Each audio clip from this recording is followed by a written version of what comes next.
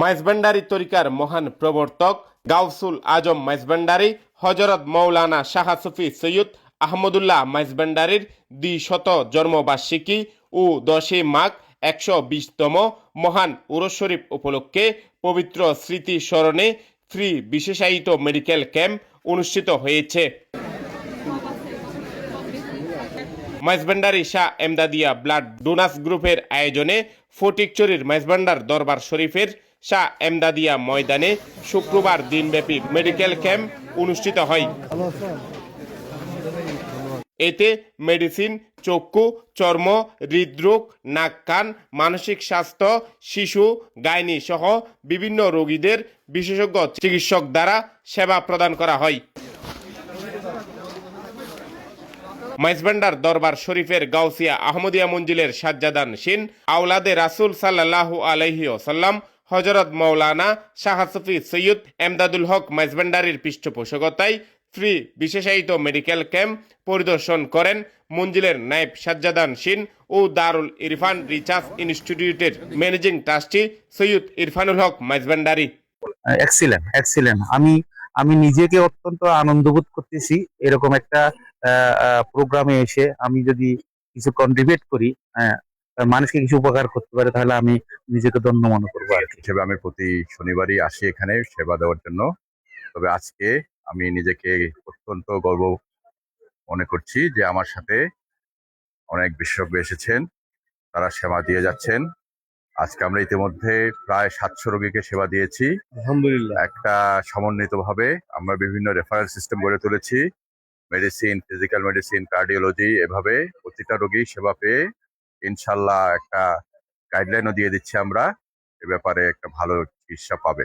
বাংলাদেশের অন্যতম সুফি কেন্দ্র মাইজভান্ডার দরবার শরীফের প্রতিষ্ঠাতা গাউসুল আজম মাইজভান্ডারী হযরত মাওলানা শাহ সুফি সৈয়দ আহমদুল্লাহ কাদেল আজিজের ১২০তম উরুস শরীফ এবং ২০০তম জন্মবার্ষিকীকে সামনে রেখে যে ফ্রি বিশেষায়িত মেডিকেল ক্যাম্পের আয়োজন করা হয়েছে।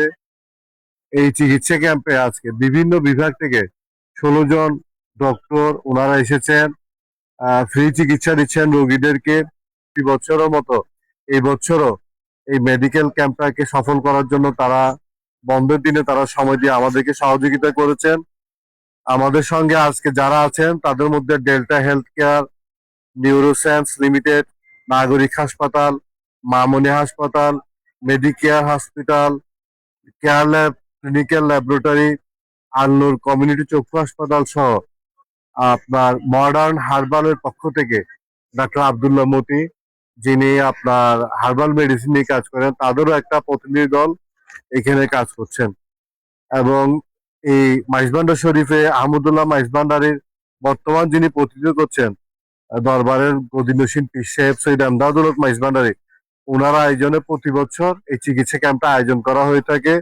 এবং আমাদের এই দরবারেরই অনেক অনেক সন্তান যারা মেডিকেলে ভর্তি হয়েছিলেন, মেডিকেলে পাস করেছেন, তাদের মধ্যে থেকেও অনেকেই এই বিশেষজ্ঞ ডাক্তারদের সঙ্গে সহযোগী হিসেবে থেকে নিজেদেরকে তৈরি করছেন, তাদের ছায়া থেকে নিজেদেরকে ভবিষ্যতের জন্য উপযুক্ত করে নিচ্ছেন।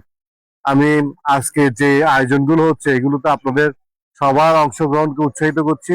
আপনারা জানেন থ্যালাসেমিয়া এই রোগটাকে নির্মূলের জন্য আমরা গত ২-৩ বছর ধরে কাজ করছি। এটা আমরা অব্যাহতভাবে কাজ করে যাব। বাংলাদেশ থ্যালাসেমিয়া হসপিটাল ঢাকা এবং Maijbhandar Shah Emdadia blood donors group ধারাবাহিকভাবে ফটিকছড়ি থেকে থ্যালাসেমিয়া নির্মূলের জন্য ধারাবাহিকভাবে কাজ করে যাচ্ছে। অ্যাওয়ারনেস, আপনার টেস্টিং, সবগুলো পর্যায়ে এগুলো নিয়ে পাইলটিং করা হচ্ছে। এবং ফটিকছড়ি থেকে যদি থ্যালাসেমিয়াটা নির্মূল করা সম্ভব হয়, তখন এটার ভিত্তিতে একটা প্রতিবেদন আমাদের দরবারের যে গবেষণা প্রতিষ্ঠান দারুল ইরফান রিসার্চ ইনস্টিটিউট, যেটা প্রতি বছর আন্তর্জাতিক রিসার্চ কনফারেন্স আয়োজন করেন, আইএসএস জার্নাল পাবলিশ করে, সেই দারুল ইরফান রিসার্চের পক্ষ থেকে আমরা এই কার্যক্রমগুলো সরকারের কাছে তুলে ধরবো। আমরা মনে করি যে রোগ মানেই বড়ি বা ওষুধ, সেটা থেকে বের হয়ে আসতে হবে আমাদেরকে। সেটা থেকে বের হয়ে আমরা সিম্পল ব্যায়ামের মাধ্যমে, লাইফস্টাইল মডিফিকেশনের মাধ্যমে অথবা ইন্টারভেনশনাল পেইন ম্যানেজমেন্টের মাধ্যমে আমরা সহজে রোগীদেরকে ভালো করে দিতে পারি। কিন্তু এই মাটিটা কিন্তু স্পেশাল মাটি। এটা হচ্ছে আধ্যাত্মিক শরাফতের প্রতিষ্ঠাতা হযরত গৌসুল আজম মাইজভান্ডারির স্মৃতিধন্য মাটি। এই মাটিতে আমরা যারা চিকিৎসা নিতে আসছি এবং যারা চিকিৎসা দিতে আসছি, আমরা কিন্তু একটা স্পেশাল। আমিও সবাইকে অনুরোধ করব, আমরা চিকিৎসা বিভিন্ন জায়গা থেকে নিয়ে থাকি, বিভিন্ন জায়গায় দিয়ে থাকি। এই চিকিৎসা যারা গ্রহণ করবেন তারা তবরুক হিসাবে এই চিকিৎসাটা নিবেন, এবং যারা এখানে আসেন নাই তারা এখানে এটা বুঝতে পারবেন না। আমরা কিন্তু বর্তমান সময়ে বিভিন্ন জায়গায় দেখি সাডেন কার্ডিয়াক ডেথ, হঠাৎ করে মানুষ মারা যাচ্ছে। এখন এগুলোর কিন্তু আমরা বিভিন্ন কারণ বলি, প্রেশার বেশি, ডায়াবেটিস বেশি, ওজন বেশি, কোলেস্ট্রল বেশি। কিন্তু বর্তমান সময়ে সবচেয়ে যেটা বেশি সেটা হচ্ছে টেনশন বেশি।